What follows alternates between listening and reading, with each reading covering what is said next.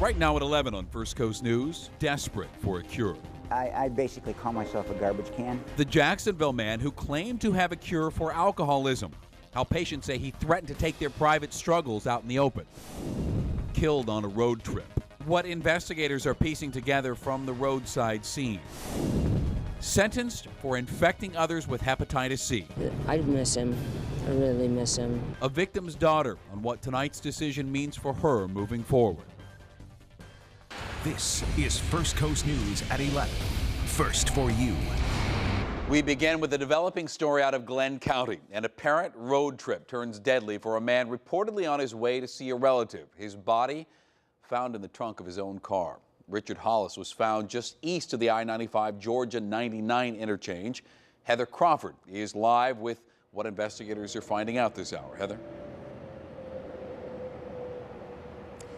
Well, Shannon, we are just off of I-95. This rest stop just about a mile away from where Richard Hollis's body was found this morning. Now, this is a heavily trafficked area, and word of his death has many traveling through here on edge, especially since no one has been arrested. Richard Hollis left his reporting live in Glenn County. Heather Crawford, First Coast News. Heather, thank you. We have new video into the information center tonight. A JSO car is involved in a crash in San Marco. This is in front of the bar Local on King. We're waiting for more information about what happened, but you can clearly see that squad car got pretty banged up tonight. A former radiology technician will spend 30 years in prison for infecting Mayo Clinic patients with hepatitis C. 5 people got the disease from Stephen Bumel after he injected drugs into himself and then passed those syringes on to patients. 2 patients died. Hospital officials say Hep C played a part in at least one of those deaths. Aaron Hawley is live downtown tonight. Aaron? Well, here at the federal courthouse, this is where victims' families and one of the victims himself came face to face with Bumel for the first time. I miss him. I really miss him. Bonnie Ramsey's father. Since the incident, Mayo Clinic now has tighter controls in place for handling fentanyl. Live downtown tonight, Aaron Hawley, First Coast News. Thank you, Aaron. On to the battle for Florida. Right now, former President Bill Clinton's in Miami. He's campaigning, of course, for Democrat President Obama. On Wednesday, Mr. Clinton will travel to West Palm Beach and Orlando. And the Tampa Bay Times reports Ann Romney will also be campaigning in Tampa Wednesday. All right, let's fast forward now to next week. Dueling Florida visits. President Obama is scheduled for a fundraiser in Tampa next Thursday. That very same day, Mitt Romney will be campaigning just about an hour away in Sarasota. Now, Governor Scott from Florida heads to Boca Raton tomorrow as part of his listening tour. Earlier today, he was in Jacksonville at Pinedale Elementary on Edison Avenue for a parents' roundtable. He's traveling throughout the state to discuss education issues. We want it now! What do we want? Smaller class size! When do we want it? Now! The head of Chicago School Board president says the teacher strike will enter a second day tomorrow. This after negotiations failed once again to reach an agreement today. David Vitale says the board and the union never even got around to talking about teacher evaluations and recall rights, really 2 of the biggest sticking points right now for teachers. More than 26,000 teachers and staff walked off the job today. No, it did not have to come to this, but you have to take a stance. Today's action forced parents to scramble to find a place to something to do with these nearly 400,000 students today. Well, the day before the 11th anniversary of the 9/11 attacks, a major blow to al-Qaeda. An airstrike has taken out al-Qaeda's number 2 in Yemen. U.S. and Yemeni officials say 6 others traveling in a car with Saeed al-Shiri were also killed. Yemeni officials say al-Shiri was killed by a missile believed to have been fired from a U.S.-operated unmanned drone. Well, tonight, Caitlin Ross is reporting from New York City as that somber day of remembrance draws near. Thousands of people are coming into New York City tonight to mark 11 years since the 9/11 terrorist attacks. If you take a look right outside this window, you can see the site where that memorial will take place. thousands of people expected to gather to hear the names read of the people who lost their lives in that tragedy. Among them, people with connections to the First Coast. Tomorrow, we'll bring you the stories of many of the people who lost their lives in those attacks. Already tonight, a firefighter's and a police officer's memorial has taken place. Tomorrow, throughout the day, we'll be bringing you stories of people impacted from the First Coast and people from right here in New York City. Reporting for First Coast News, I'm Caitlin Ross. And an agreement's reached now that will pave the way for the completion of the September 11th museum. Today, New York Governor Andrew Cuomo announced a deal between the Port Authority of New York and New Jersey and the Memorial Foundation. The Port Authority owns the World Trade Center site. And at one point, the museum was scheduled to open this year, but then work slowed last year when subcontractors stopped being paid. Well, tomorrow, the crew of the USS New York will hold a 9/11 remembrance ceremony. Now, this ship is made of 7.5 tons of steel salvaged from the World Trade Center. And it carries the motto, quote, "Strength forged through sacrifice, never forget." And there are 2 sailors and 3 Marines from the Jacksonville area on board, and we talked to one of them, Culinary Specialist First Class Petty Officer Danielle Smith.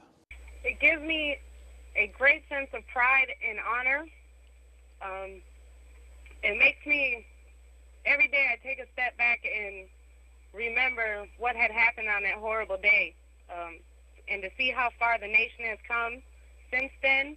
And like I said, especially being stationed on board USS New York, it gives you great pride, satisfaction, and honor. And tomorrow in Jacksonville, a local day of remembrance led by Mayor Alvin Brown. This event is from 9 a.m. to 11 a.m. at Everbank Field. You can also bring canned goods for donations. Volunteers are also needed to assemble care packages, bag groceries, and to plant sunflowers there.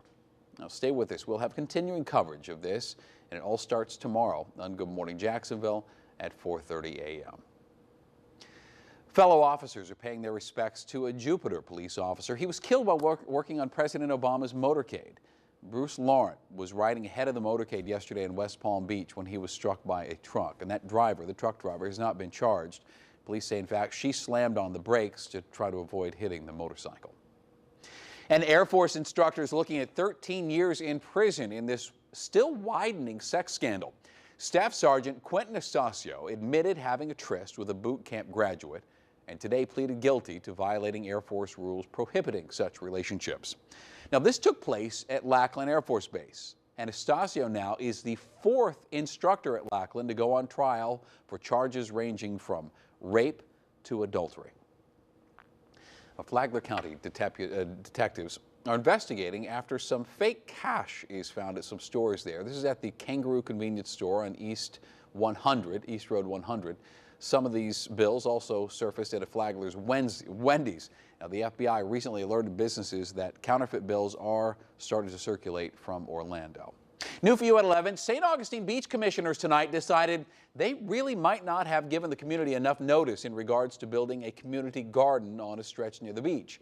But after weeks of sometimes virulent controversy, the commission tonight voted to move the garden elsewhere, at least once the growing season is finished. Well, desperate for a cure, a Jacksonville man defends his program after many patients say they were ripped off, and a depleted roster. Sports Director Dan Hicken explains the latest blow for the Jags. And near record-breaking temperatures, just how chilly, relatively speaking, we'll see in the morning. We're back with all that in 60 seconds.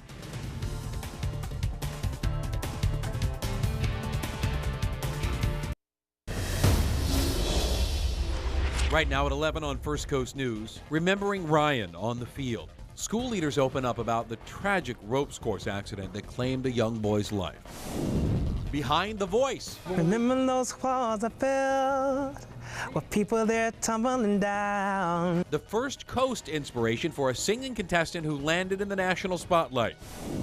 Close to the tragedy every day.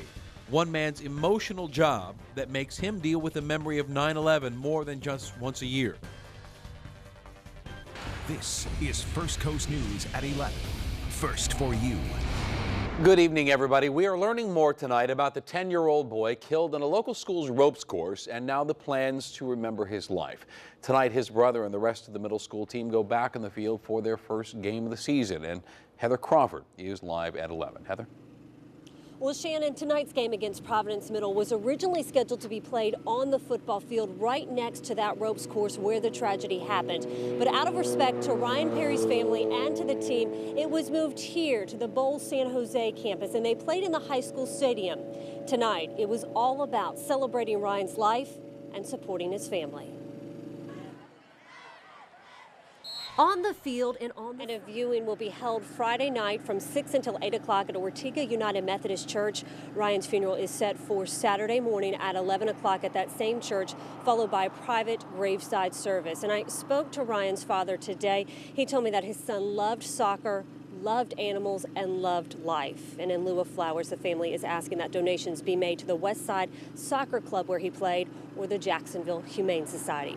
Reporting live in Jacksonville, Heather Crawford, First Coast News. Heather, thank you. And Bowles, I want to add, has torn down that ropes course out of respect for the family. A Jacksonville man will spend life in prison for using 2 electrical cords and a weed eater line to strangle a woman. Alexander Patton was sentenced today for murdering 61-year-old Paula Milliam in 2011. Prosecutors say before he killed her, they were arguing over how much money he owed her.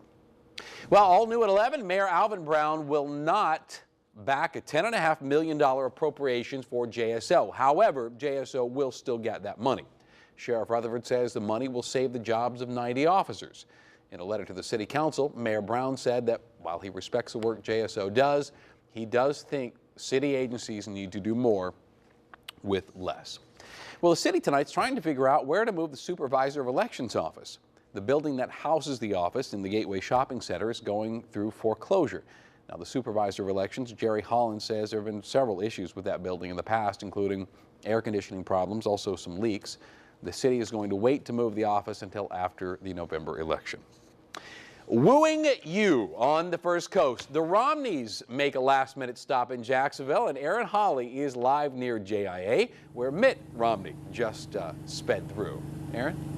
He did. Mitt Romney is now in Jacksonville. Just about an hour ago, he stepped off his plane here at Signature Air near the Jacksonville International Airport. He did not do any interviews, just got off the plane and waved before getting in his car. He will be at a fundraiser in downtown Jacksonville tomorrow. He joins his wife, who was already here today to help prep those USO care packages. This makes a total of 2 visits to Jacksonville in just 2 weeks, plus that one last month in St. Augustine.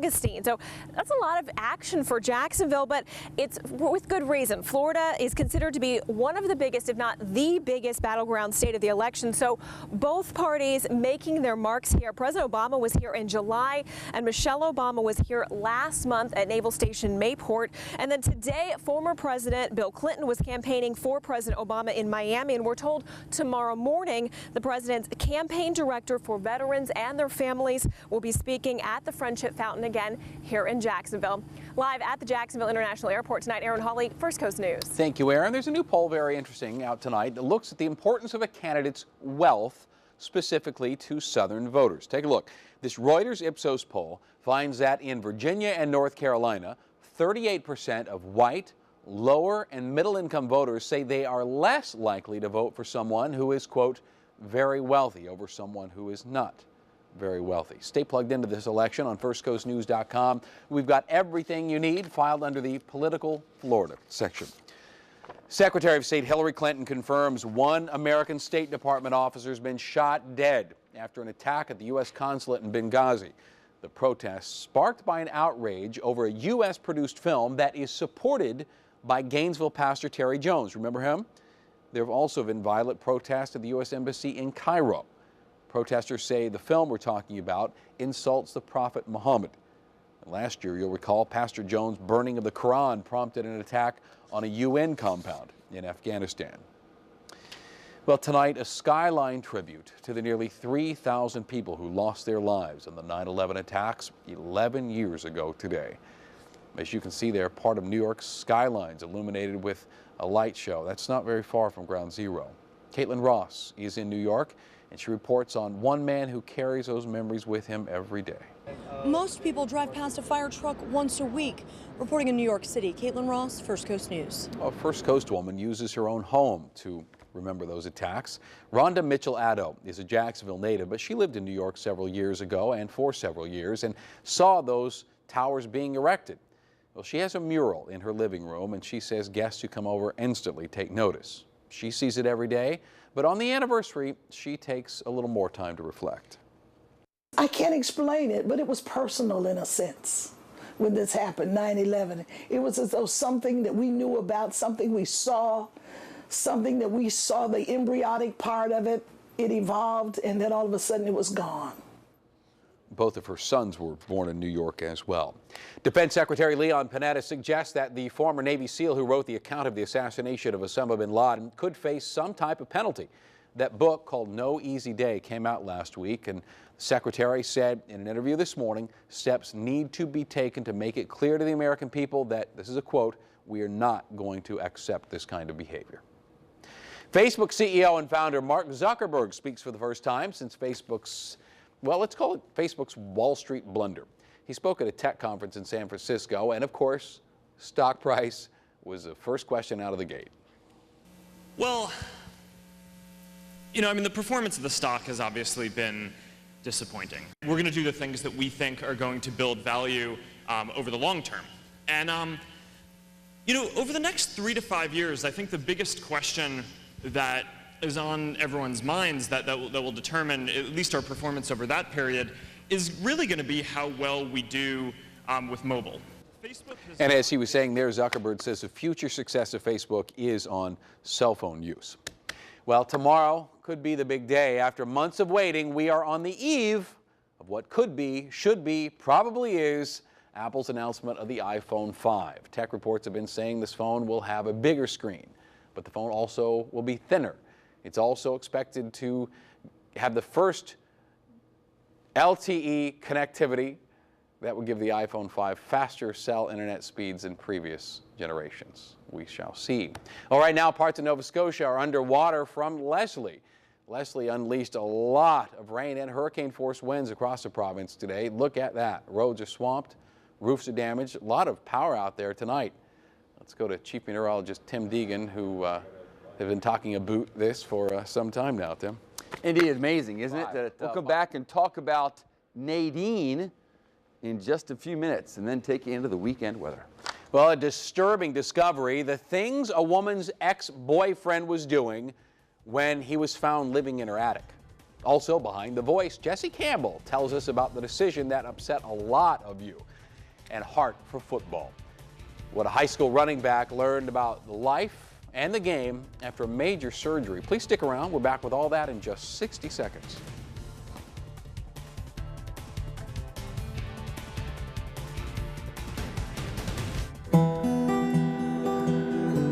Well, I just remember by the time I got home, the second plane was flying into the Twin Towers, and my mom was freaking out. I remember being a little kid and realizing that there were hundreds of people dying in New York City, and even then it affected me.